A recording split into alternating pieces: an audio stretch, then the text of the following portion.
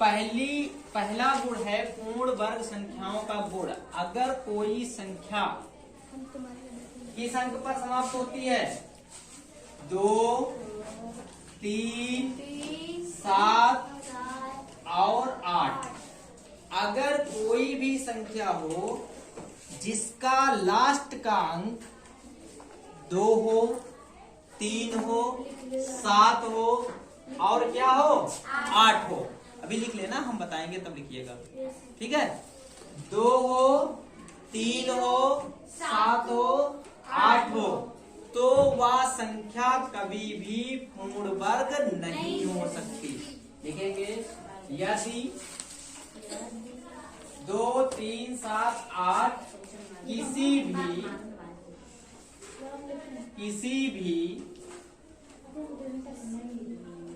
प्राकृतिक संख्या का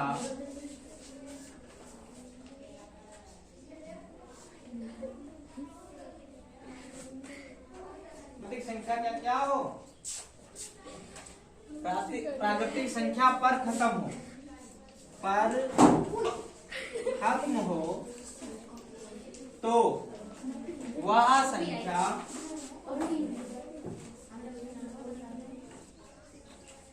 पूर्ण वर्ग नहीं होगी।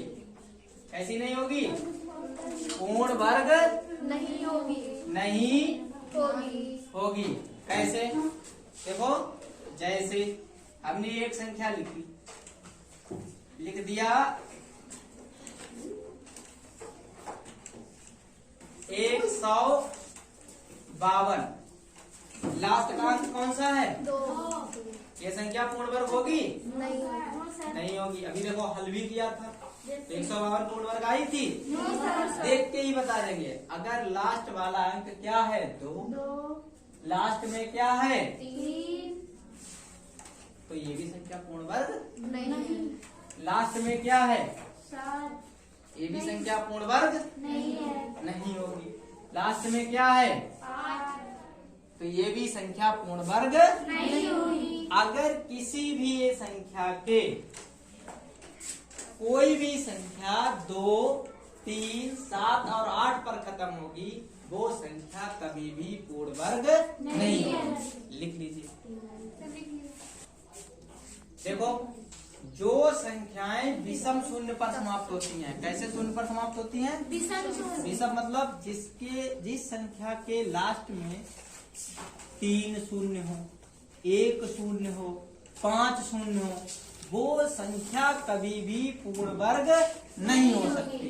देखो, जैसे लिखोगे कैसे? ऐसे। देखो, इसमें कितने जीरो हैं? 3। तो ये संख्या कभी भी पूर्ण वर्ग नहीं कहलाएगी। आया समझ में? नहीं। दूसरा देखो, अगर मैंने लिख दिया 25, 250, इसमें विषम संख्या है शून्यों की, तो ये पूर्ण वर्ग कहलाएगी या नहीं? पूर्ण वर्ग है? नहीं। क्यों?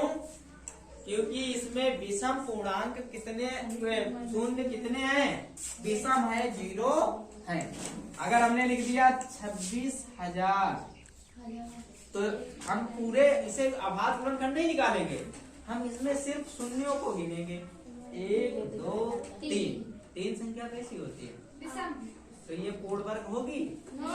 अगर कोई भी संख्या है विषम शून्य पर समाप्त होती है, तो वो कभी भी पूर्ण वर्ग नहीं कहलाएगी।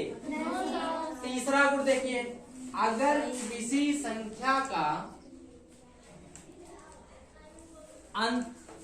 अंतिम अंक सम हो, या ऐसे कह सकते हैं, कोई अगर सम संख्या है, तो अगर सम संख्या का हम लोग क्या करें? वर्ग करें, तो वो उसका वर्ग भी कैसा होगा? सम संख्या ही होता।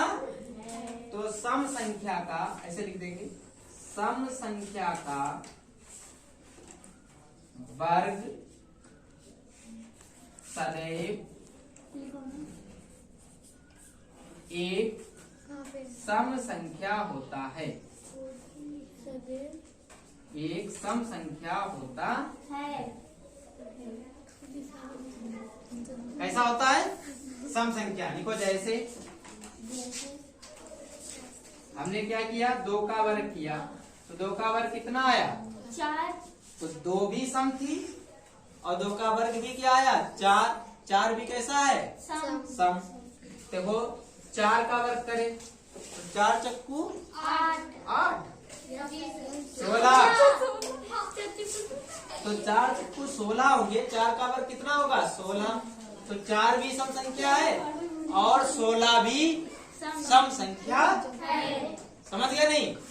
तो अगर कोई सम संख्या है उसका अगर हम वर्ग करते हैं तो हमको हमेशा कैसी मिलेगी? सम संख्या ही मिलेगी। अगर विषम संख्या का वर्ग करेंगे, चौथा गुण यहाँ देखो, विषम संख्या का वर्ग, विषम संख्या का वर्ग सदैव कैसा रहेगा? सदैव विषम संख्या होता है। कैसा होता है? सदैव विषम संख्या होता है। देखो कैसे, देखो जैसे जैसे में क्या लिखे? 3 का वर्ग लिखे। 3 का वर्ग कितना? 3 भी कैसी संख्या है? विषम। और 9 भी कैसी संख्या है? 3 के बाद फिर 5 का लिखते। 5 का वर्ग कितना है? 25। 5 का वर्ग भी 25 है। तो 5 भी संख्या कैसी है? विषम। और 25 भी कैसी है? विषम। समझ में आया या नहीं आया? तो 3 का वर्ग कितना है? 9। 5 का वर्ग कितना है? 25। तो विषम संख्या का वर्ग करेंगे, 25 कहाँ 2 से कटेगी? 2 से कटेगी? वो संख्याएं जो 2 से नहीं कटती हैं, वो विभाजित होती हैं, वो सभी क्या कहलाती हैं? विषम संख्याएं कहलाती हैं। तो हमने अभी कितने गुण पढ़ लिए हैं? 4 गुण पढ़ लिए हैं। कितने गुण पढ़ लिए हैं? 4 गुण पढ़ लिए। अगर हमारे पास कोई 2 प्राकृतिक संख्याएं हैं और वो कैसी लिखी है, देखो कोई n प्राकृतिक संख्या है और हमारे पास लिखी हुई 5वां गुण भी देख लो, इससे भी सवाल लगेंगे। अगर एक n कोई प्राकृतिक, अगर हमारे पास 2 क्रमागत संख्याएं हो, ऐसी संख्याएं हो 2 क्रमागत, और उनका क्या हो? वर्ग। जैसे इधर लिखा हो 3 का वर्ग, बोलो मत, इधर क्या लिखा हो? 3 का वर्ग। ध्यान से देखो, समझ में आएगा। अगर बातचीत करोगे तो नहीं समझ पाओगे। और -3 से 1 क्या करें? कम, तो कितना हुआ? 2 का वर्ग। तो मेरे प्यारे बच्चों, हम लोग इसे वर्ग करके नहीं घटाएंगे, हम लोग इसका वर्ग करके नहीं घटाएंगे। फिर हम लोग करेंगे क्या? हम लोग ऐसा करेंगे, जो ये 3 और 2 है इन्हीं को जोड़ देंगे और यही आंसर आ जाएगा। 3 और 2 बराबर 5। बच्चों को ऐसा कैसे आंसर इतने कैसे आएगा? तो आइए इसे हल करके देखें। 3 का वर्ग कितना होता है? 9। और 4 का वर्ग 2 का वर्ग कितना होता है? आंसर 5 ही आया। तो हम वर्ग करने से बच गए। अब बच्चे सोच रहे होंगे इतना क्या था, ये तो सरल ही था, ये तो कैसा था? सरल ही था। लेकिन अगर हम यही संख्या छोटी ना लिखकर हमने लिख दी 152 का वर्ग और माइनस इधर हमने एक कम कर दिया 151 का वर्ग, अब वर्ग करने में बताओ क्या होगा? अब देखो 2 का वर्ग 3 का वर्ग करना तो सरल था, लेकिन 2 का भी वर्ग करना सरल था, तब 5 आंसर आया। अगर आपसे कह दे 152 का वर्ग करिए और उसमें से 151 का वर्ग घटाइए, तो हमें लगता 10-12 मिनट तो लग ही जाएंगे आपको इसका वर्ग करने में, फिर घटाने में। तो इसलिए हम लोग क्या करेंगे? हम लोग वर्ग को छोड़ देंगे। क्या करेंगे? वर्ग नहीं करेंगे। क्या करेंगे? 152 में 151 क्या कर देंगे? प्लस कर देंगे। प्लस करना आता है। 2 1 5 और 5 10, 2 1 303 आंसर आ जाएगा। समझ में आया?